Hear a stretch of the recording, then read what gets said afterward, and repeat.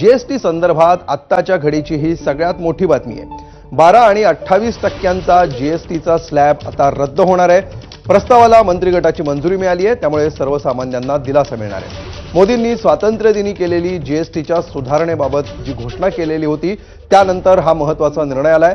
त्यामुळे आता यापुढे केवळ 2 स्लॅब असतील, एक असेल 5% आणि दुसरा असेल 18%। केंद्रीय मंत्रिमंडळाच्या निर्णयानंतर आता जीएसटी परिषदेमध्ये हा प्रस्ताव मांडला जाणार आहे।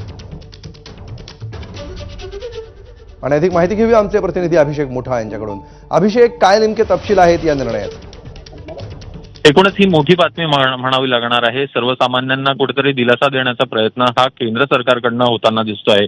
एकूणच 5% असेल किंवा मग 18% असेल, असे 2च आपल्याला स्लॅब यामध्ये पाहायला मिळतील। एकूणच जे 28% मधला जो 28% जो कर आपण जीएसटी लावला जातो, त्यामधल्या अनेक गोष्टी आपल्याला 18% मध्ये येताना पाहायला मिळेल आणि 5% मध्ये ज्या पण आपल्याला गोष्टी पाहायला मिळत आहेत सध्याला, त्या किंवा मग 12% मधल्या ज्या सध्याला गोष्टी पाहायला मिळत आहेत त्या आपल्याला 5% येताना पाहायला मिळणार। आणि त्यामुळे कपडे असतील किंवा इतर जी दैनंदिन गोष्टींच्या गरजांचं सामान असेल, हे सगळ्या आपल्याला कमी खर्चामध्ये येताना पाहायला मिळेल। एकूणच त्याच्यावरचा कर जो आहे तो कमी होताना पाहायला मिळणार आहे।